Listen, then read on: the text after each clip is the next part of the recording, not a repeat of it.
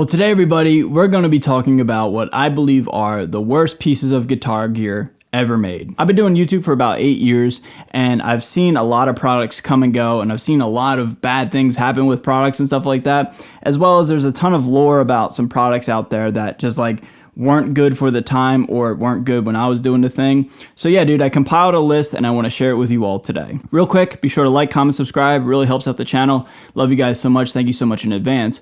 Also too, I have the pre-save link for the Sol Invicto and myself XRC collab coming out July 11th. Here, I'll put it down below in the pinned comment as well as in the description. Go pre-save that. It's a 3-song EP with members of Deftones, Cypress Hill, and myself, Sol Invicto, Stephen Carpenter's side project. And yeah, dude, I can't wait to share that with you all. It's coming out here in about 5 days, I would say.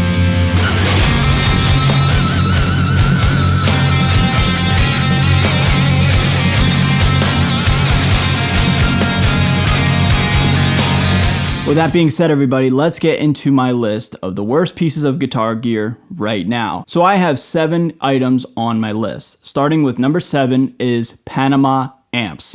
All of it. So right before I started my YouTube journey, there was a company called Panama Amps, and they were like the new thing on the market. So when I was getting ready to start my own YouTube channel, a lot of influencers and a lot of artists were really pushing the Panama brand. Come to find out, none of it was really good and none of it was really reliable. There's a ton of forums all over the internet, like on Reddit and Fender guitar forums and stuff like that, where you can see all of the horror stories of Panama amps. The reason that they are infamous is their quality control was terrible. Basically a poorly built amp. Those are all the stories that I've heard from people who own these things, who bought them direct from Panama. I've had some actual peers and friends in the industry talk about how like their cabs, for example, like the glue would come apart, the nuts and bolts would come apart.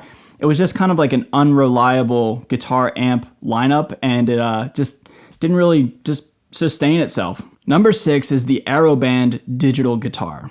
If you guys are unfamiliar with what this product is or was, it is a fake guitar, and it's designed to like teach players how to play guitar, and it's designed to be a replacement for an actual guitar. But when you play this fake guitar, you're still doing the actual action of playing a real guitar. Nothing is really new or different about playing the Aeroband versus a real guitar.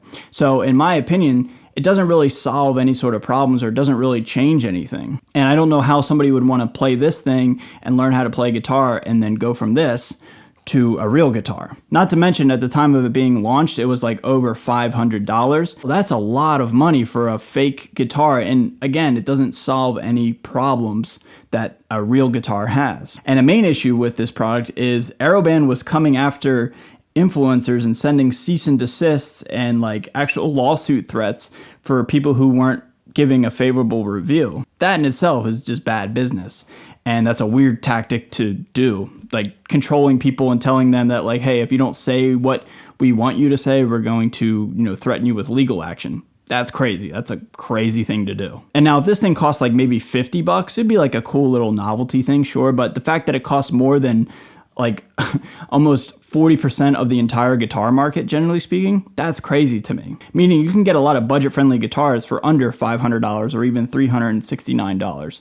That doesn't really solve any problems. Number 5 is the Tank G by Mwave, the Temu amp modeler. This is one that I actually own, and this thing just sounds really, really bad. I actually did a video on that unit where Temu reached out to me of all people and said, hey dude, we want to send you something to check out and we'll sponsor a video. I got the unit and I plugged it in and it just sounded really, really bad. The distortion was clipping in a bad way. It was just very crackly and just not good, for lack of a better description. And that is definitively the worst modeler I've ever tried personally. Now, I understand it's from Temu and I understand it's like very cheap and affordable, but for any sort of money, you can get great guitar tones much better than that. You can get free plugins and free software on your computer for, $0, way less than that, obviously. You don't have to spend any money. So yeah, dude, that thing was just a huge bummer, and I ultimately just didn't take the sponsorship for that modeler. I took the high road, said, hey, I'm not putting this out. I don't believe in it.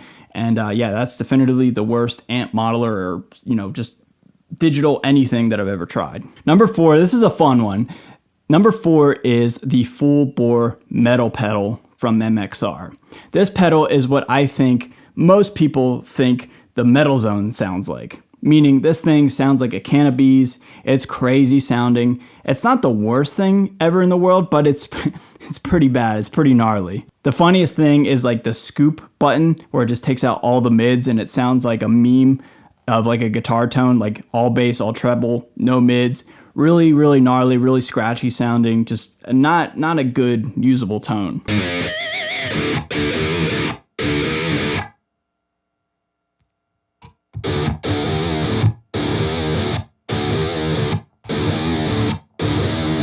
And it's funny because it comes from a legendary company such as MXR that makes some of the best pedals ever made. But the fullbore, it has its charm. I don't think it's like terrible, but like it's pretty it's pretty almost like gimmicky, or it feels like a meme. It feels like if somebody were to make a joke distortion pedal, it would sound like this. Number 3 is the robo tuner feature on some Gibson guitars that came out in the mid 2010s. What Gibson was trying to do is come up with some new tech around like 2010, 11, 12, something like that. You would hit a button and you would program your headstock and it would automatically tune the strings to pitch. Kind of like what I was saying about another piece of gear on this list. That's solving a problem that isn't really a problem. Like we can tune our guitar, that's not an issue. Products such as like the Evertune that keeps a guitar completely in tune and fixes tuning issues, that's a solution. But just a robot telling us, you know, our guitar's in tune and it didn't even really work that well, that's just a crazy thing to me. And luckily Gibson did away with the robo tuners rather quickly. Number 2, you guys will like this one, and that is the JST Misha Mansour Tone Forge plugin that came out around 2018. This amp sim is no longer available, and I think there's a reason why. I made a video about it, a pretty infamous video about it years and years ago, and I just said my opinion. I just didn't think it sounded good. I think it sounded pretty bad for at the time. I think it was like $150. It took a little bit of time, but everybody else kind of got on board, and everybody else was like, oh yeah, this thing's actually kind of bad sounding.